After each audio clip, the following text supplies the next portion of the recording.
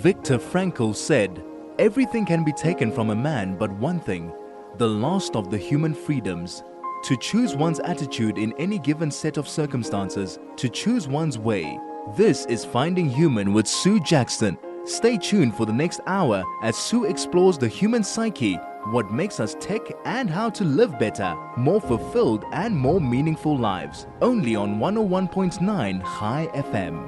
Hello, this is Sue Jackson on the Finding Human program on 101.9 High FM.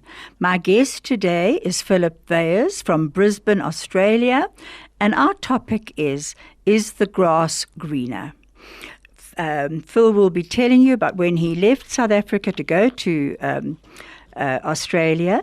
But first, I just want to say that it is Yom HaZikaron Day today, and it is in remembrance for IDF soldiers who have fallen and in all people who have been lost to terror attacks.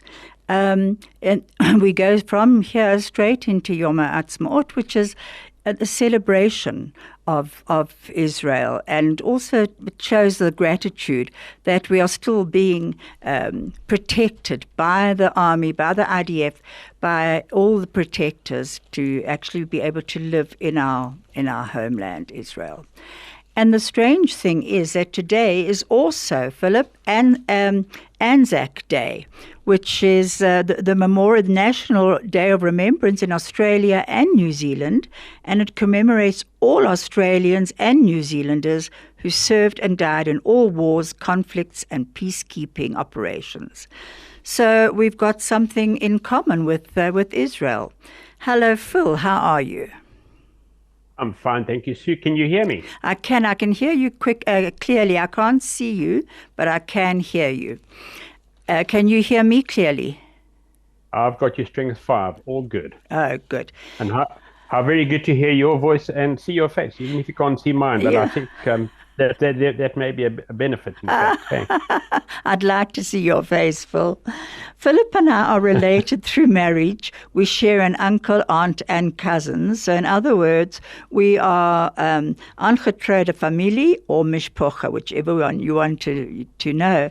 And Philip and I met quite a few years ago at what he called his grandfather's airport, Jan Smuts Airport, which is now Oliver Tambo Airport. Tell me why we met, Phil. Well, Sue, 5 years ago in November, or leading up to November 2017, I was approached by Telfed in the person of Peter Bailey to ask whether I'd be prepared to fly to Israel to do some talks on Jan Smuts, Chaim Weizmann, and specifically the Balfour Declaration, as it was the centenary that was being celebrated. And they put out a poster. The only time I think I've ever been given top billing in my life. And you responded to the poster that Telfed put out, and Peter then sent me your mail and said, well, would you like to respond to this? And your mail said, well, you are the niece of Yanni Smuts, the Oboss's younger son, and you'd be very keen on attending. So I said to Peter, well, this is actually very interesting because Yanni is my great uncle, and his wife Daphne was my godmother, and we'd never met.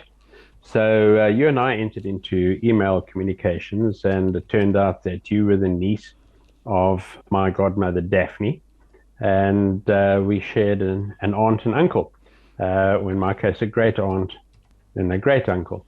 And we then met at the family airport, and what was previously the family airport, and had an iced coffee before you very kindly and gently guided me through the extremely rigorous security arrangements before one could get on board an El Al.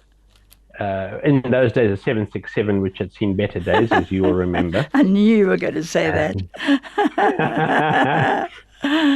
And off we went to Ben Gurion Airport in Tel Aviv. Right. And, a wonderful 10 days was had, certainly by me, and I think you share that sentiment. Very definitely. And we all ended up as being friends. And you've been a good friend of mine ever since, as has Peter and Joel and Beryl and Jeannie. So it's been wonderful. Now, It's been Phil, fantastic. I also found it very meaningful that we actually met today. When I actually booked the day, I didn't realize it was going to be Yom HaZikaron and then Yom HaAtzmaut. But I'm so pleased we have met today because you are a staunch Zionist. And one of the things I remember you saying very clearly that you quite liked walking through Renana and hearing people say, "How's it?" How do you say it? Well, the first talk I gave was in Renana, in the basement of a shul that was arranged by another very good mutual friend, Rob Hyde, and I was feeling a little unaccustomed to where I was. I mean, I was in a strange country, and very few people spoke my lingo, and then as the people arrived in this hall, we said, "How's that? How's it going?" You felt at home. I thought, okay, I'm at home. I'm comfortable again. And as I say, wonderful, wonderful people. I don't recall there being a single jarring note in all the 10 days that I was there. Not one. Wonderful people. That's wonderful to hear. Now, tell me about the Obos, your grandfather, General Jan Smuts.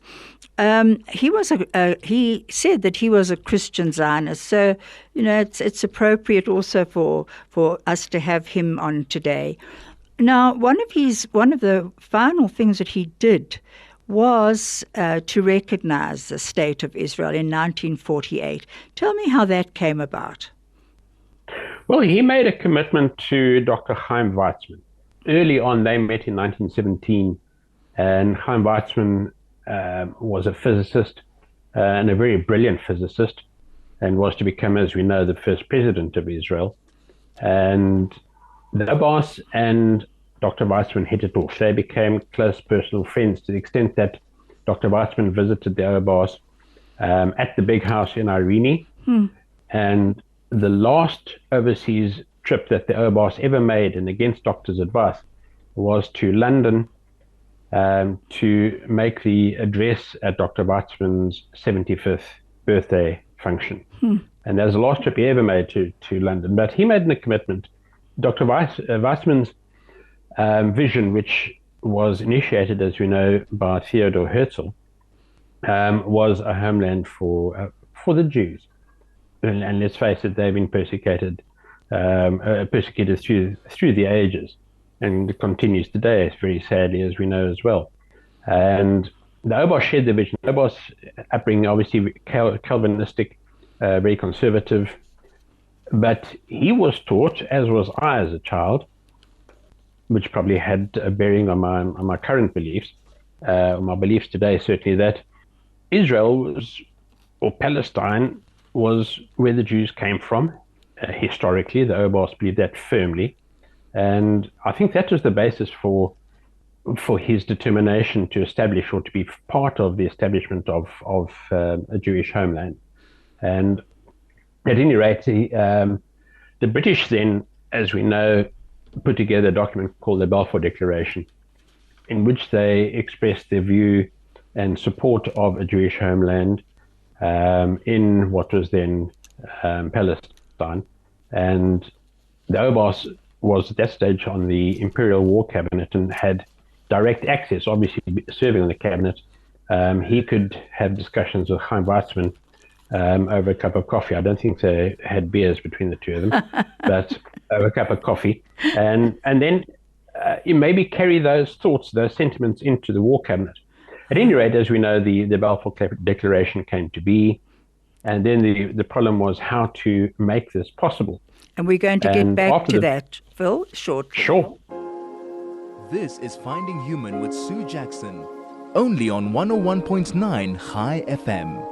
I'm back on air with Philip Weyers, General Smuts' grandson, and we're going to get onto the topic shortly, is the grass greener? Because Philip is now living in Brisbane, Australia. But before then, you were talking about the Balfour Declaration, and Obos's relationship with Chaim Weissman. Phil, are you back there? I'm back here, Sue. I must just tell you something just before I get to the Balfour Declaration again. I was very concerned that when your listeners heard that I was going to be back again, and they were going to say, "Oh no, not again! How many times do we have to endure this fellow?" That They I love got you, hold of a aren't couple you? of. They do. Yeah, they do. I got hold of a couple of friends in South Africa. I said, "Listen, please tune in, because at least then there'll be two of you listening," and they are Professor Monica de Santos and Ron Thomas. Hello, Ron, Monica, by the way, and hello, Ron. Yes. Ron is a very staunch follower and listener of High FM. Oh, good, And Ron. Thank you. and Monica is one of the handful of people I've ever met who understands holism. Yeah. She actually gets it. I've told her I've read the first 3 pages about half a dozen times, and 3 pages about as far as my brain will take me. And that was definitely one of your grandfather's passions, was holism. Oh, absolutely, absolutely. And when he wrote that, he's famous on the mountain. Oh, that was just so. The sermon, yeah, the sermon on the mountain. Yeah, absolutely, But absolutely. you know, Phil, the spirit of the mountain. Yeah. Just thinking about us and the Balfour Declaration when we eventually met each other, that was at the centenary of it in Israel. I think we were as surprised as each other, actually. I mean, you met me and you knew that I was I had family in Israel, my daughter, and then also you helped me with my granddaughter's project. I don't think you or I would ever have imagined that I would have a grandchild who was going to be doing a roots project on her Jewish roots with my father, who was a bomber in bomber command in the RAF in Britain, and was one of the ones who had to go through Bergen-Belsen afterwards, and your input of General Smuts and his input with starting the RAF. So, and I want to tell you that she actually won that project, that Roots project, for her school. I sent you the message about it. But wasn't that amazing, Phil, that it's funny, these cycles of life, you know. It's almost, I don't know if it's a circle or a cycle, but it's amazing how we end up all being related and aangetroode somehow. I think it's wonderful. I think that's one of the joys of life, is discovering these connections. And there are so many. They talk about 6 degrees, but it's in fact a lot closer than that. But just to complete the Balfour Declaration, yes. At the time of the Balfour Declaration, First World War on the go, the Ottoman Empire, the Turks were in possession of the property, of the land. And interestingly, when they were defeated and playing a substantial role in the defeat of the Ottoman Empire in Palestine, was the South African Cape Coloured Corps. So that was particularly interesting. And then what transpired after that was that the League of Nations, which was a creation of the Obos, essentially, he wrote a book called The League of Nations: A Practical Suggestion. They had a conference at San Remo, and the question was, how do we give the Jews of the world this land? How do we give them the land back? And the Obos came up with an idea which they called the Smuts Resolution, in which they created the mandate system. And England was given a Class A mandate over Palestine, and South Africa, as we know, was given a Class C mandate over what was then Deutsche Südwestafrika. And England was on that basis able to say, well, okay, here we go, we're going to fulfill our obligation. And as we all know as well, England then did their very best to stymie and prevent Jewish immigration to Palestine. I think every time the Grand Mufti of Jerusalem sneezed, England caught a cold, to paraphrase another saying. Unfortunately, and England would get cold feet and say, okay, we've now got enough Jews. And the reason they wouldn't allow any more Jews in was that they said that they were out of space, habitable space.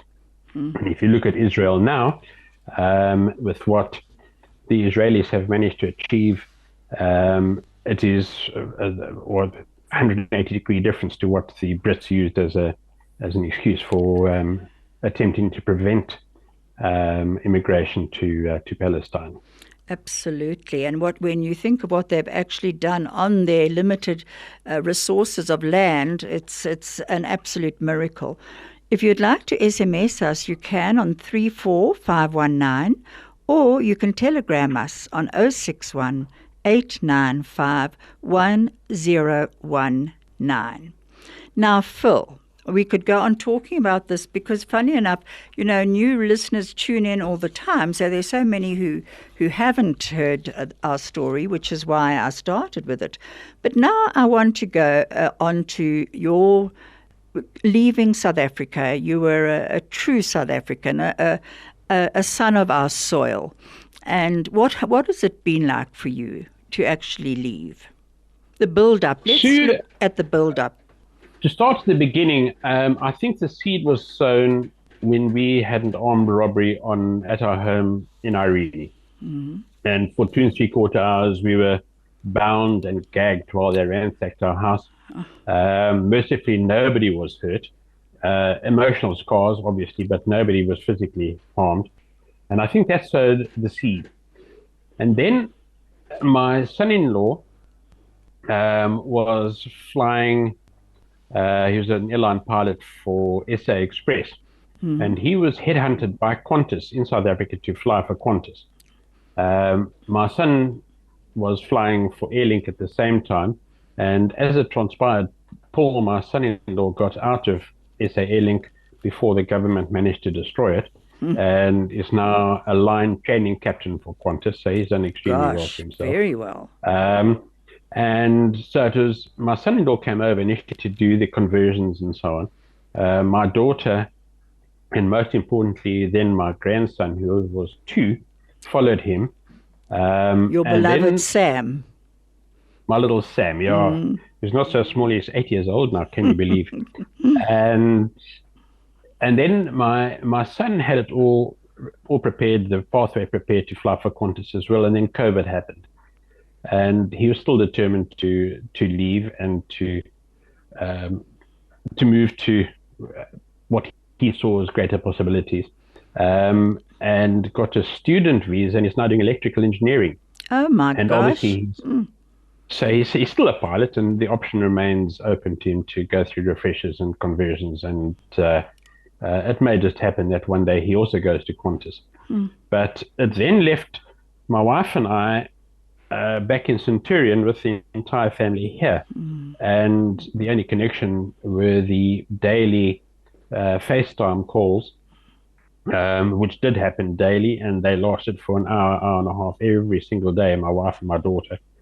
And eventually we figured out, well, no, this is actually pointless, so we need to come across as well. So we then got a 1-year visitor's visa, came across here, and the visa prevents you, the terms of this particular visa, the conditions, prevents one from applying for another visa during the currency of this one. So we're going to have to go back to South Africa in August to apply for new visas in preparation for application for the aged parent visa when we get back here, which one can do onshore. It's an extremely expensive business. I was just going to say, my gosh, that's really an expensive procedure to come back here and then go back again. And gosh. Well, luckily we get Qantas concessionary tickets. So it works out at, I think, about 10% of routine fares. The aged parent visa, by the way, costs R500,000 per person. Good heavens. And that's the bad news. The good news is that they take 30 years to process. And in 30 years' time, I'm fairly confident in saying that in 30 years' time, I'll be pushing up daisies somewhere, hopefully in Irene. But the 30 years' time, you will be an aged parent. Oh, very much so. I'll be a complete crock by that stage, I think. Oh my gosh! So that's the plan. But having said which, I'm looking forward so very, very much to coming back home. It's never left my heart ever. What do you want to get back to? What do you want to most see? My people. I've got some incredibly special friends there who mean the world to me. And it's my home. It's everything that I know. And I think, that everything that I'm used to, I know. I'm a fairly gregarious person. My wife will say I'm over familiar and I talk too much, but I knew everybody at all the shops I used to go to. And there was the Smuts house in the big house, which I loved going to, and I'm so looking forward to going back there again. It's just a serene place for me. So there's so much, it's just me, really, I suppose. I think it's being part of something that's bigger than yourself. It's your family history as well that comes into it very strongly, which is something bigger than you, and that you've had to reach out throughout your life to keep it going, to build on your Obos and Omar's memories and what they have done for this country, which is largely pushed aside. But what the Obos did for so many other countries too. And so for you, going to a new country and starting again must be incredibly difficult. I find it very hard. I had a large circle of acquaintances. I had a small circle, my inner circle of particularly good friends. And I think that has been quite difficult to adjust to. I've got nobody here of my age to talk to. Oh my gosh! That's hard. Of my age, and the youngsters. When Ron and Michelle Thomas were here recently, their son and daughter-in-law are probably my children's closest friends, and they're an absolutely delightful couple. Well, they both are, Ron and Michelle, and Byron and Candace. They're lovely people, and it was so nice to have somebody of my age to talk to, who understood the way that I think. The youngsters, the next generation, are all 30 years younger than me, and they talk about things that I don't understand. Paul, my son-in-law, and Ron's son Byron, are both highly competent cyclists. So they go riding around Australia in the dark. It's quite safe to do so. And the reason they do it in the dark is in the early morning so that they can get home and take care of the children before everybody wakes up.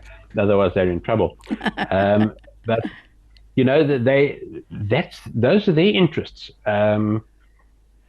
Candace, Ron's daughter-in-law, is also an airline captain. So she and Paul will talk airline matters and people and so on. And, that's all as well. As much as I know and love aircraft, the familiarity, I have no familiarity with how Qantas operates, all the people involved. So, and I found that difficult. And you definitely do connect very deeply with people. A message has just come through from Monica. She says, can't wait to welcome Philip back home. She's a darling. What can I tell you? So, that says so much, Phil. I must admit, the thought of you being so far away, I think, has affected so many of us. And strangely enough, Shira once said to me that, you have gone for Shira, my daughter in Renana, but just for the people who don't know, you've met her and you met her husband. Anyway, she said for grandparents going over there, they go over to go and help their children often with the grandchildren. But at the same time, they've got to, find reason for themselves to a purpose in their own lives, and that takes time. It does. No, 100% correct. I think that in fact my advanced years was maybe not that it couldn't happen, but it was too late for it to happen easily for me. If I look at my children, they've adapted well Taryn, my daughter, now that her mother's here, she's comfortable. My grandchildren, Sam is now 8 and he's very well settled. Molly, who's just turned 2 last week, she had 2. What do you know? You know that you've got a grandfather that you can boss around, and a grandfather that likes being bossed around. But they're all settled. And for me, some days are still a struggle, to actually Find figure a out where's this all heading, And I see you're able to do like Granddad's Day and share in Sam's life like that. And, you talked about, it was what was it called? In one of your postscripts that you had gone with him to go and watch all the trucks. What was that? Oh, yeah. That's the Truckers' Day. Truckers' Day. They have a bunch of they have a whole load of trucks, lorries, and the lorries leave from south of Redcliffe, which is an adjoining suburb, which incidentally is where the Bee Gees grew up. And there's about an hour parade of these trucks driving past, and they all carry gifts for orphan children. Yeah. And it's the most amazing thing. And so Sam and I took our deck chairs, our camping chairs along, and watched these guys coming past. And that is rather nice. The Aussies are very good at that sort of thing. They really are. They're very good. I'm not saying South Africans are not by any stretch, but there's the toy ride that the bikers do at home and so on. And so now we're very good at it as well. But and then also, they're very good. Phil, you also joined a club. I think it was a military club, and because you showed there was different. They were watching TVs, and it looked pretty good in the photos. Was it a yes? Now tell me about that. It's called the Returned Services League, which I suppose the closest equivalent we'd have in South Africa is the Moth Order. And the RSL is a club or an association for ex-service people. It doesn't matter where you're from. And they've got very, very opulent properties and clubhouses with multiple restaurants, ballrooms, and then very significantly, because this is a big thing in Australia, gaming machines. Poker machines, or pokies as they call them. We're going to get back to that shortly. This is Finding Human with Sue Jackson, only on 101.9 High FM. Hello, this is Sue Jackson, and my guest today is Philip Weyers. He's in Brisbane, Australia, and our topic is the grass greener? And Philip's just telling me a bit about the military club and that he actually joined and how big they are on gaming. Now, I found that very interesting, Phil, because I've never heard of that before. And certainly you're not going to find it in South Africa, I don't think. No, Sue, I think South Africa sort of got onto the gaming thing. I think it was sort of outlawed in South Africa for a lot longer than it was here. But these guys, if you go down to the local shopping center, there are pokey halls where you can go and gamble. And the television has advertisements frequently, multiple times a night, for online gambling. And they immediately are preceded, and again after the ad, saying don't let it become a problem, they make money out of you, you're not going to win at this, but the ads are all still there. So it's a big thing. I find in Australia. That's quite distressing actually, because I know if you go to various gambling casinos here, the saddest thing is to see people spending their entire month's salary knowing that their families at home, I mean, we are guessing their families at home are going without food. So, hopefully it's more controlled in Australia, but it doesn't sound like it. But Phil, the other thing, going there, did you not find like-minded people there who wanted to chat to you or discuss your own background? Sue, the Aussies are a very gregarious people. I don't think they're as gregarious as we Saffers are. But if you enter into conversation with them, they are invariably charming and delightful, extremely nice people. But to actually make the contact or make familiarize or social contact with people is actually very difficult. And talking about the RSL, I find it very difficult, despite my talking too much and so on. To go to the RSL and to chat up some old toppies like me while they're sitting on a poker machine. Oh, absolutely. So, you don't want to disturb their train of thought and the winning streak, which is probably only going to be temporary anyway. I don't want to be blamed for ending it prematurely. So, but now tell me about birding. Birding, because that's another thing that fascinates me. And I received a message from my friend Les Erwick, who's in Sydney. And when I was over there for their son's wedding quite a few years ago, Les took me to a bridge. It was just as sunset was coming in. It was getting darker and darker. And all of a sudden, these flying foxes took off from the trees below the bridge. I've never seen a sight like it. It was so exciting.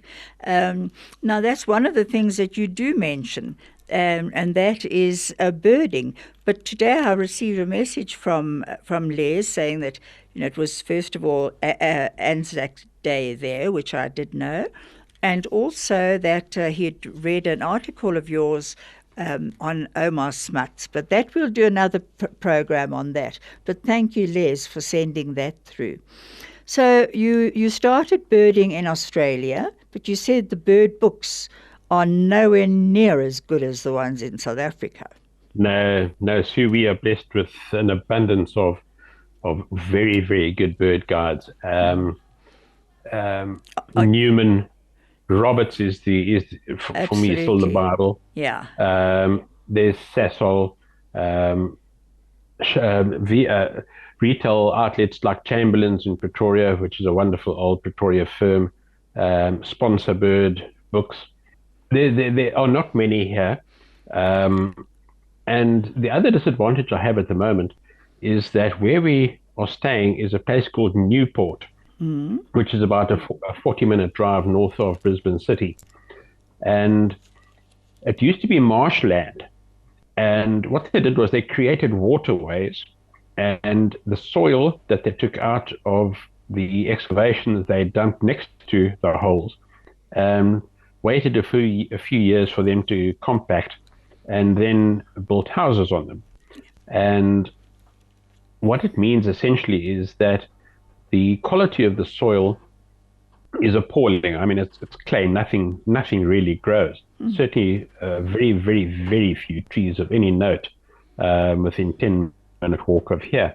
So that obviously impacts on the bird population and the bird variety.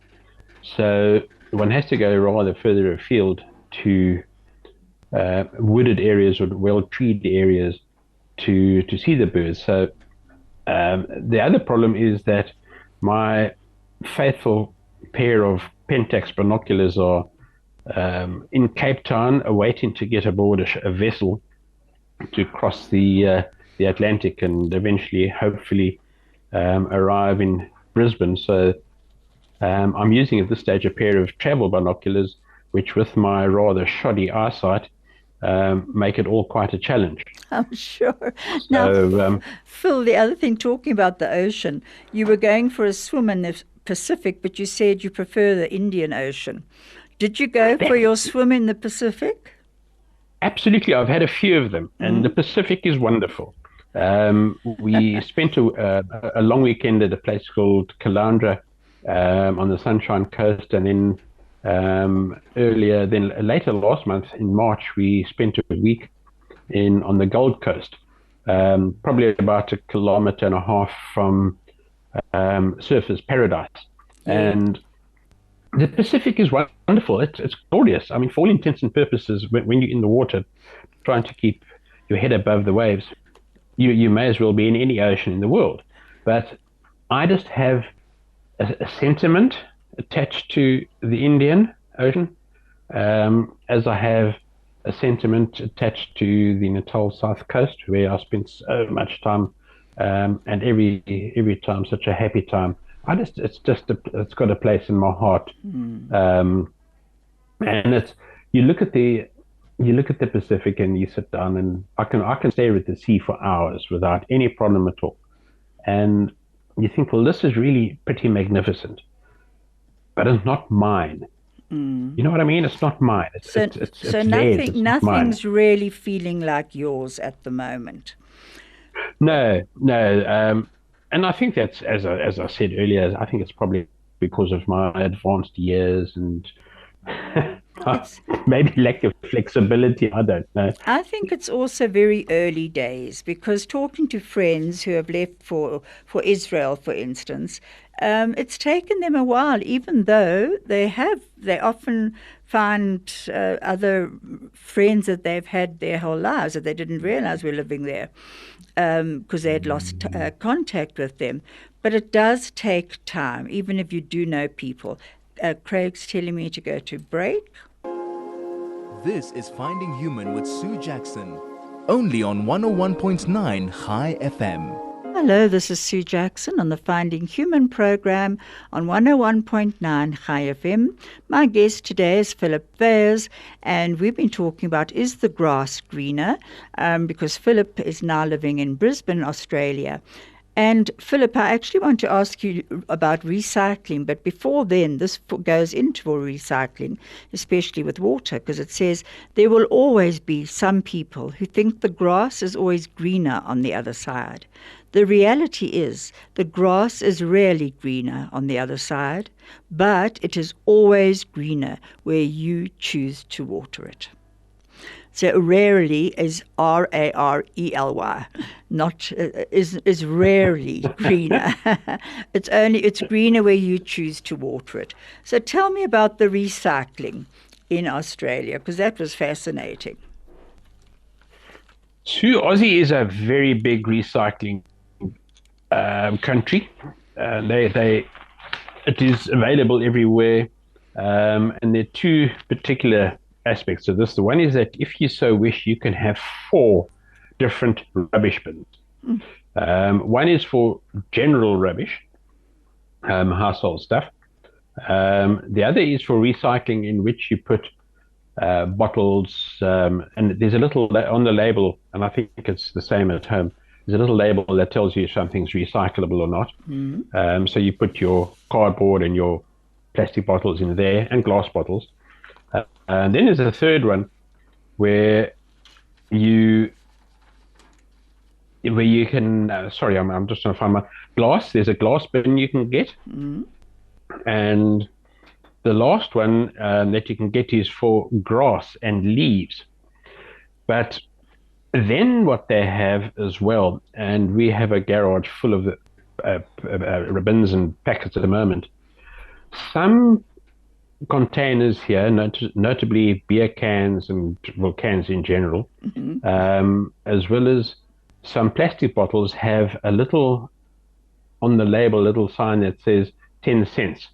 And what happens is you take these containers marked in that way, you take them down to a council-run waste facility where you put these into a machine which counts them automatically, and they pay you 10 cents per container that you've dropped into the machine.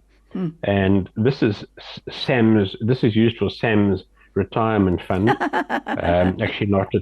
It's actually for his gaming fund. I think the last time we were there, 8 years old, yeah. 8 years old, Yeah, he got $27 out of the deal, My word. which meant that. And So, and Phil, we're going to be told to wrap up shortly, but I have to. The one thing that really did amuse me was when I saw the photo of half coffins stuck in the wall at Costco. Do you know what I'm talking about? Costco, absolutely. Costco is like our macro, which was given an overdose of steroids as an infant. It is a mega store, and you can buy literally everything. And sometimes at very good prices. Like macro, you need to know your prices to see just how good the bargain is. But and you can buy car tires, you can buy everything. White goods, the work, sporting goods, clothing, the trip. And when I was walking out the first time, and there in a display wall were half coffins sticking out of the wall. So if your demise is expected imminently, you can quickly pop along to Costco and go and get a suitable carriage to take you to the Netherlands. I have never seen anything like that in my life. And, Costco is also open on Sundays. So if Wimquist happens to snuff it on a fall off his perch on a Saturday night, on Sunday morning, you can pop along to Costco and get something suitable for him. I haven't asked because I'm too scared to ask, but I'm quite sure it comes in different dimensions in terms of width and length. And prices. And on that note, prices, yeah. Craig's telling me to wrap up. Do you want to send a message to anyone? Yeah, I'd like to just say hello to Shira and Jordan in Renana, in the Holy Land, as well as, of course, to Peter and Jeannie, Rob and Jill and Joel and Beryl.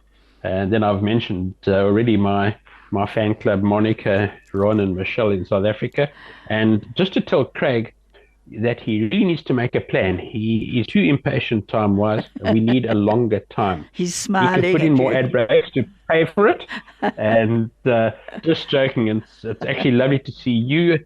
I can see you, and I'm sorry that I can't see. I saw Craig right at the start, but yeah. Craig, I hope you well. He's saying thank you with his thumb. Thank you so much, Phil. It's been wonderful having you. We're going to be ending with a song, especially for Yom HaTzmaot, which is for tomorrow, celebrating Israel, and it's by the Fountainheads, and it's called Hope. And Phil, on that note, I really hope that you do start settling. It's going to take time.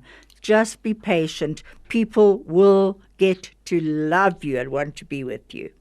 Thank you so much for being on my program. I will speak to you later.